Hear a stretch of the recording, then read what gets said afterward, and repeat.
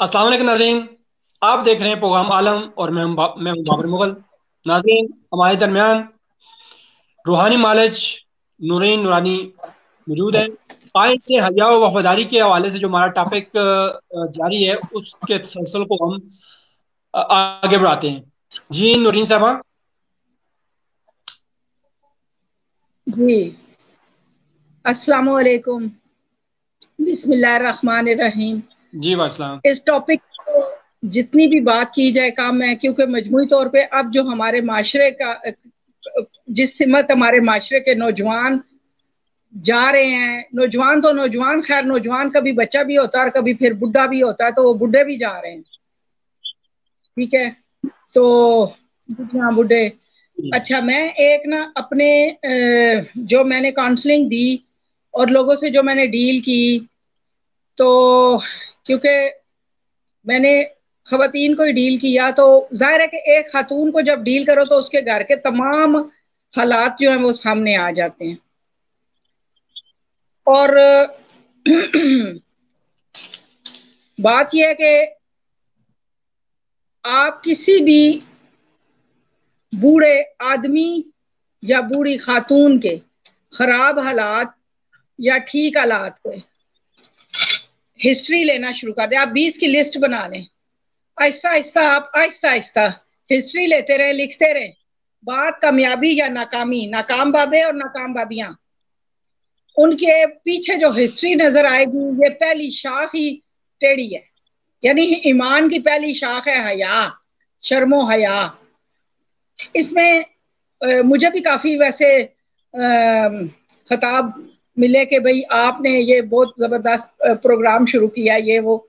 तो बाज लोग ये समझते हैं कि शायद मैं उनकी कोई बातें किसी को बता रही हूँ। मैं एक जर्नल कॉन्सेप्ट की बात कर रही हूँ। ये तो अल्लाह ने भी कहा है कि जिसमें हया नहीं है वो जो मर्जी करे, अल्लाह भी उससे बरी उल जिम्मा हो जाता है। हाँ, अलबत्ता अल्लाह ताला उनके इस ऐब को एक खास वक्त तक ढांप के रखता है।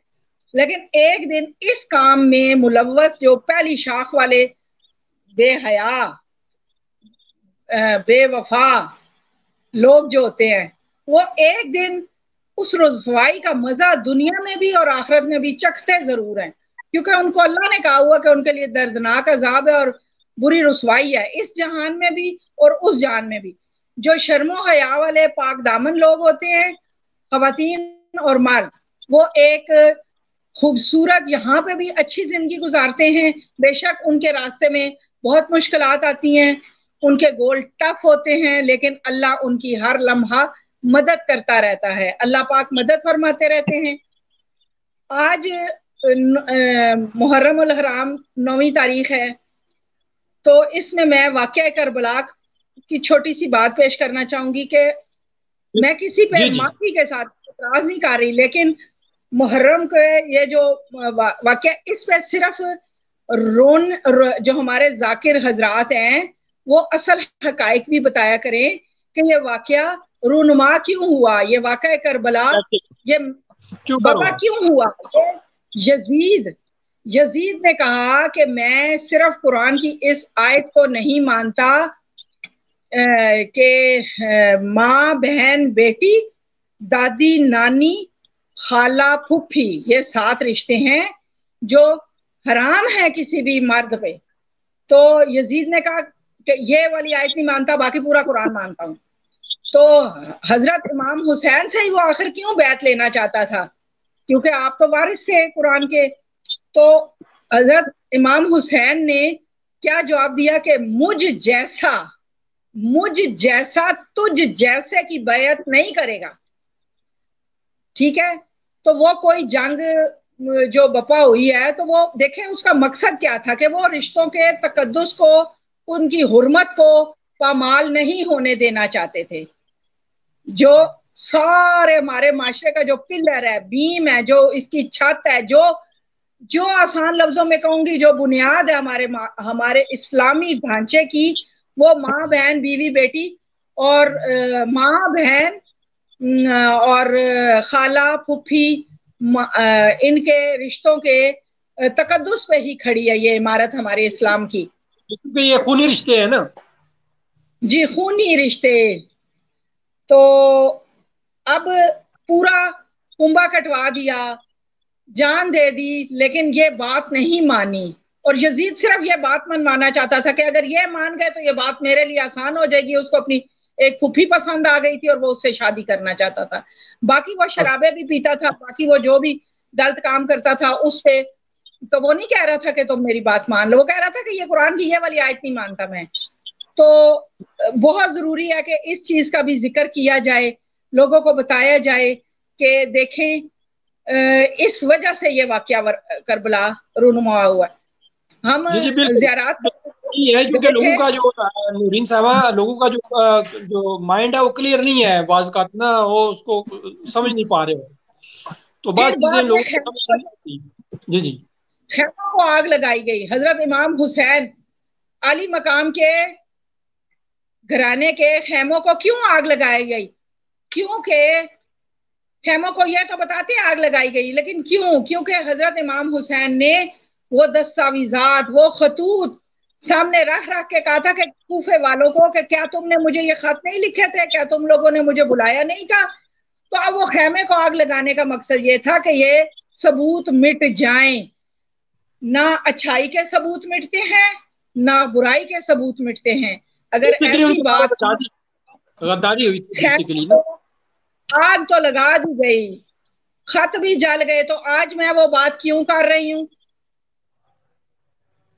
یہ کبھی بھی یہ ثبوت, نہ اچھائی کے نشان مٹتے ہیں, ہاں برائی کی جڑ اللہ تعالیٰ کاٹتے رہتے ہیں, اس کو کم کرتے رہتے ہیں, لیکن اچھے نشان بھی جاری رہتے ہیں, برے بھی. ٹھیک ہے, تو حقائق بھی بتانے چاہیے, اور اپنے آپ کو یعنی کہ اپنی سوچ کو جب آپ درست کریں گے, جب ہم اپنی سوچ کو سیدھا کر لیں گے تو ہمارا سارا نظام, ہمارا ڈھانچہ سیدھا, جیسی سوچ ویسی اپروچ. تو سب سے پہلے تو نیت میں یہ چیز نہ آنے دیں. سب سے پہلے نیت, ایک دم سے ساری چیزیں نہیں ہوتی. سب سے پہلے ایک انسان چلنا تو شروع کرے نا نیت کی طرف, مطلب رحم کھائے اپنے ساتھ, اپنے گھر والوں کے اوپر بھی رحم کھائے, اور اپنے باقی جو گھر والے ان کی عزت کا خیال رکھے. کیونکہ ایک بندہ اگر شرم و حیا سے عاری ہوتا ہے تو اس کے جو رشتہ دار ہوتے ہیں وہ نہ صرف اس کو اوائڈ کرتے ہیں, جو وہ بلکہ اس کے گھر والوں سے بھی اوائڈ کرتے ہیں. اب بات سمجھ نہیں آ رہی ہوتی, بعض کا مجھ سے لیڈیز آ کے ڈسکس کرتی ہیں تو جو نتیجہ نکلتا ہے, اور وہ پھر خود بتاتی بھی ہیں کہ جی اے ہے ہی پیڑی اے ہے ہی پیڑا ہے, تے پھر ایسرا ہوندا ہے. ٹھیک ہے, تو رشتہ دار تک جو ان سے وائٹ کرتے ہیں ان کو, حتیٰ کہ میں نے ایسے ایسے کیس دیکھے ہیں کہ بڑھتے بڑھتے بعد کے وہ رشتہ دار ان کے ساتھ ناتا کاٹ دیتے ہیں, اور اس میں کوئی گناہ بھی نہیں ہے. کیوں کہ ایسا آدمی یا عورت وہ اپنے جیسا بنانے کی کوشش, میں نے کل بھی کہا تھا کہ وہ اپنے جیسا بنانے کی کوشش کر رہا ہوتا ہے دوسروں کو بھی. یہ تو ایک انسان کی مطلب ایک فرقہ ہے یا انسان ہے, کوئی بھی, ان کی ضرورت ہوتی ہے کہ بھائی میرے جیسے ہو جائیں, باقی اچھا ہوگا تو وہ کہے گا میرے جیسے اچھے ہو جائیں, مطلب پیڑا ہوئے گا تو کہے گا میرے جیسے ہی ہو جائیں تاکہ مجھے کوئی برا نہ کہے. بس یہ مین اندر یہ تھنکنگ ہوتی ہے. تو کل مجھے ایک کسی نے گلہ کیا, انہوں نے سمجھا کہ میں شاید ان کی باتیں بتانے لگی ہوں میڈیا پہ. ہرگز ایسی بات, میں نے تو ایک جرنل بات کی ہے, میں نے تو ایک جرنل کانسیپٹ, آپ نے پوچھا تو میں کلیئر کر رہی ہوں, اور اس پہ ہم انشاءاللہ بات کرتے رہیں گے. ایک شعر انہوں نے مجھے بھیجا, جی میں پڑھوں گی. جی جی ایک شعر بھیجا, انہوں نے کہا زبان چلنے لگی, انہوں نے کہا لکھا کہ زبان چلنے لگی, لب کشائی کرنے لگے, نصیب بگڑا تو گنگے بھی برائی کرنے لگے. ٹھیک ہے, ہمارے قد کے برابر نہ آ سکے جو لوگ, ہمارے قد کے برابر نہ آ سکے جو لوگ, ہمارے پاؤں کے نیچے کھدائی کرنے لگے. اور بھائی میں کسی کی کوئی کھدائی نہیں کر رہی, میں صرف جنرل بات کر رہی ہوں.